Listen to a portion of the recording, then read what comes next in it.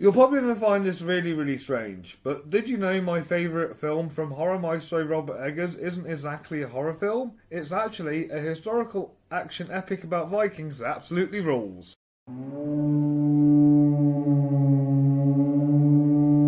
Greetings and welcome to Fright Night Flicks, where every night is Fright Night. We now come to talk about Eggers' third feature film and my favourite of his so far, The Northman.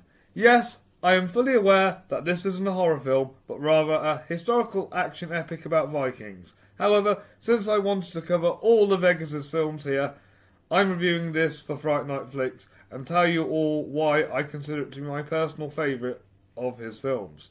Here are my thoughts on The Northman.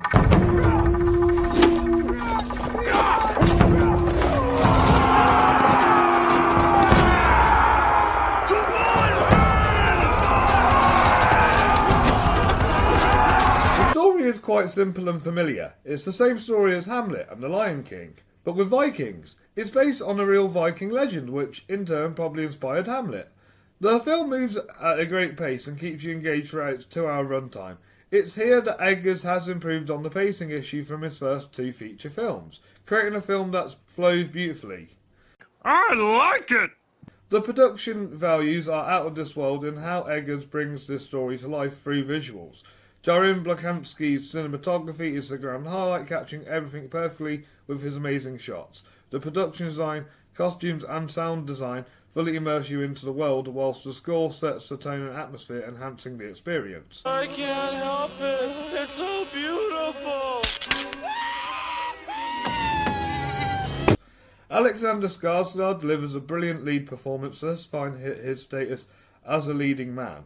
Klaus Bangs also gives a fantastic supporting performance as the film's villain, whilst Nicole Kidman, Ethan Hawke and Willem Dafoe excel in their roles as well. However, my favourite performance in this film is, of course, Anya Taylor-Joy. Even though she plays a somewhat typical love interest role, she somehow manages to steal every scene she's in, and deliver a solid performance in her second collaboration with Eggers. If you're good at something, never do it for free. Before I dive into my final thoughts on Northman, I just want to remind you all to hit that like button, subscribe to Fright Night Flicks, and follow us on social media so you don't miss a single scare. Have you seen The Northman? What did you think to it? You let me know in the comments down below. I know it's unusual for a non-horror film to be reviewed on this channel, but since Eggers is a horror maestro, I thought his whole filmography was worth covering.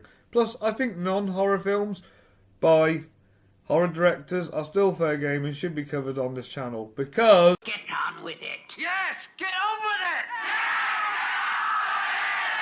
with it. Okay.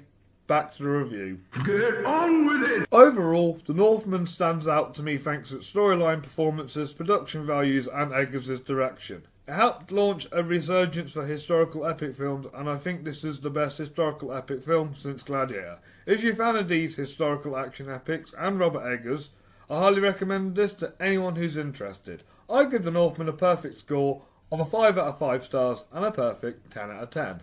Thank you all for watching today's video. I hope you've enjoyed me covering a non-horror film for a change. But if you're new here and you want to see me actually tackle horror, you can check out all my past videos that came before this one.